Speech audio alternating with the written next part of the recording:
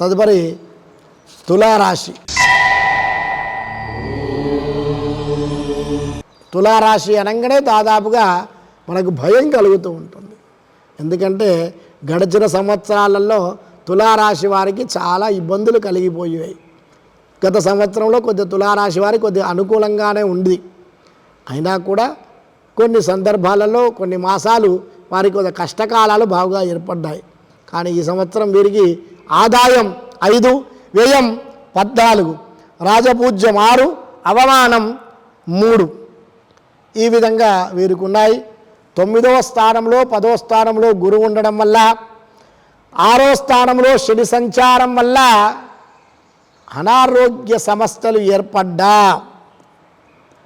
వారు చేసేటువంటి ఆ యొక్క వృత్తుల యందు కొద్ది ఆటంకాలు కలిగినా కూడా వారి యొక్క సూక్ష్మ బుద్ధి వల్ల వారు ముందరికి వెళ్ళేటువంటి అవకాశం ఉంటుంది.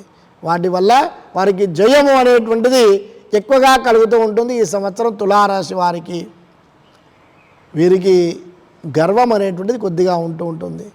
ఆ యొక్క గర్వాన్ని కొద్దిగా తగ్గించుకున్నట్లయితే, కోపాన్ని తగ్గించుకున్నట్లయితే వీరు ముందరికి వెళ్ళి మంచి అనుగ్రహాన్ని పొందేటువంటి అవకాశం ఉంటుంది, అవకాశాలు పొందేటువంటి అవకాశం ఉంటుంది.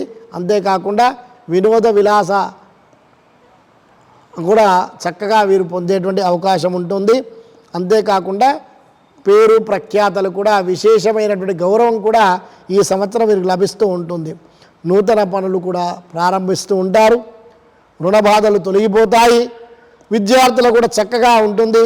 యజ్ఞయాగాది కార్యక్రమాలు కూడా చేసేటువంటి అవకాశం ఉంటుంది.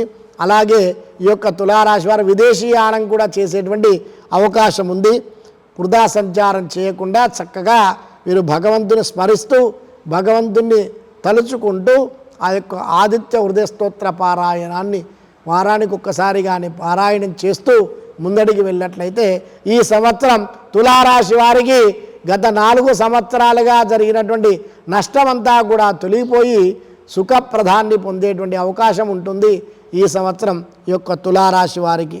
అందులో మంగళవారం, గురువారము, శుక్రవారాలు ఈ 3 వారాలలో మనం ఏదైనా నూతన పనులు ప్రారంభం చేసుకుంటే అవి చక్కగా ఏ ఆటంకాలు లేకుండా ముందడికి వెళ్ళేటువంటి అవకాశం ఎక్కువగా ఉంటుంది ఈ యొక్క తులారాశి వారికి.